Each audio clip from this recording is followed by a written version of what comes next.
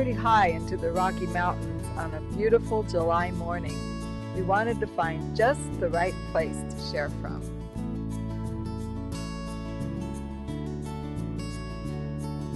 I'm Mike Linder, and I read a quote the other day that was really interesting.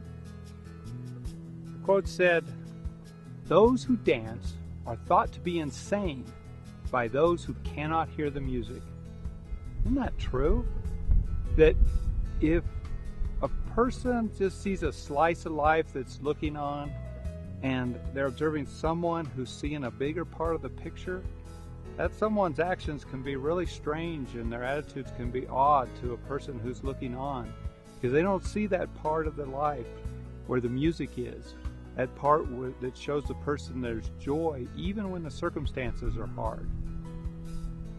Jesus' disciples asked him a question once when they ran into a man who was born blind. They said, "Who sinned?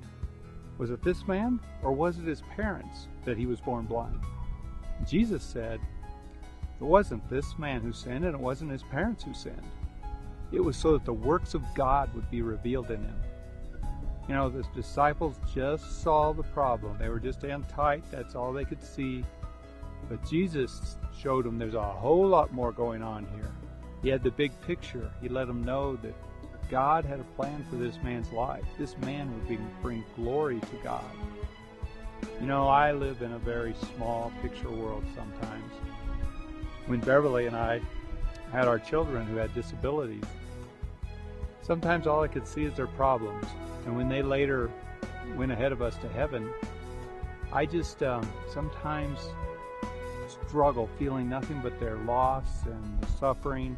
It's so different though, if I can back up and see the bigger picture, because then I begin to see them with Jesus and the joy they have now. I begin to see the way that they brought him glory in their lives. And I can tell them the way that they've impacted people that they came in contact with, sometimes because of their limitations, and the way they brought glory to God in those people's lives. I think, how can I have this kind of big picture view more often, more consistently? What is working for me is applying what David said in Psalm 19. The law of the Lord is perfect, restoring the soul. Taking time each day in the Bible is raising my eyes again to the big picture, and it does restore my soul.